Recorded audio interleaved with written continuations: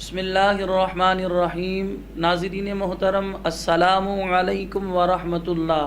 آپ دیکھ رہے ہیں یوٹیوب کا چینل ایمان ٹی وی پاکستان۔ ناظرین محترم، ہم آپ کے سامنے اصلاحی کلپس لے کر آتے ہیں، جیسا کہ ہم حضرت سیدنا ابو بکر صدیق رضی اللہ تعالی عنہ کے حوالے سے سماعت فرما رہے تھے۔ ناظرین محترم، ہم نے آپ کو بتایا تھا انبیاء کرام کے بعد مخلوق میں سب سے افضل ذات حضرت ابو بکر صدیق رضی اللہ تعالی عنہ کی ہے۔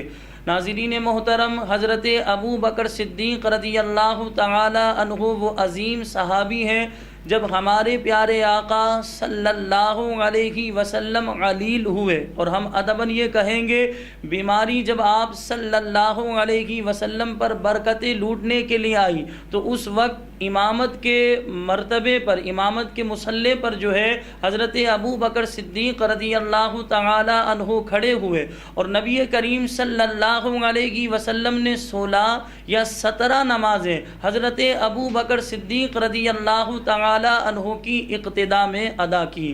ناظرین محترم، تمام صحابہ کرام علیہم الرضوان ہمارے سر کے تاج ہیں۔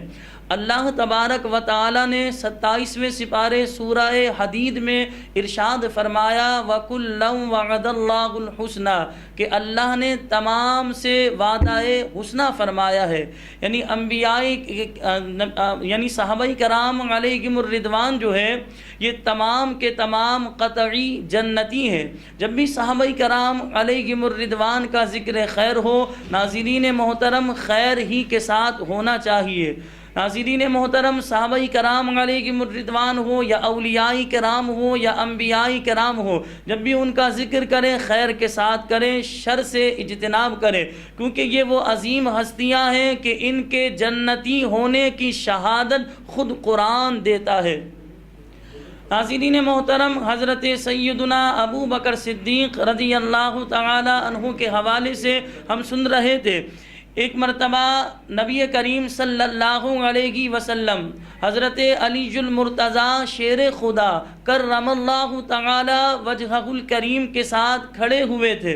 حضرت ابو بکر صدیق رضی اللہ تعالی عنہ آئے، نبی کریم صلی اللہ علیہ وسلم نے ان سے مصافحہ کیا، گلے سے لگایا، اور حضرت ابو بکر صدیق رضی اللہ تعالی عنہ کی پیشانی کو چوما، اور حضرت علی رضی اللہ تعالی عنہ سے فرمایا اے ابو الحسن، میرے نزدیک ابو بکر کا وہی مقام ہے جو اللہ کے یہاں میرا مقام ہے۔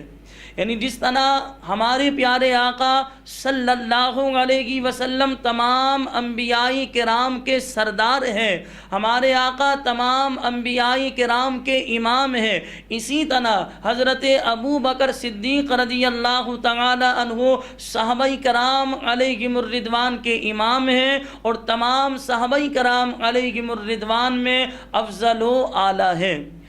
ایک مرتبہ ام المومنین حضرت سیدتنا عائشہ صدیقہ رضی اللہ تعالی عنہا کی گود مبارک میں ہمارے پیارے آقا صلی اللہ علیہ وسلم اپنا سر انور رکھ کر آرام فرما رہے تھے۔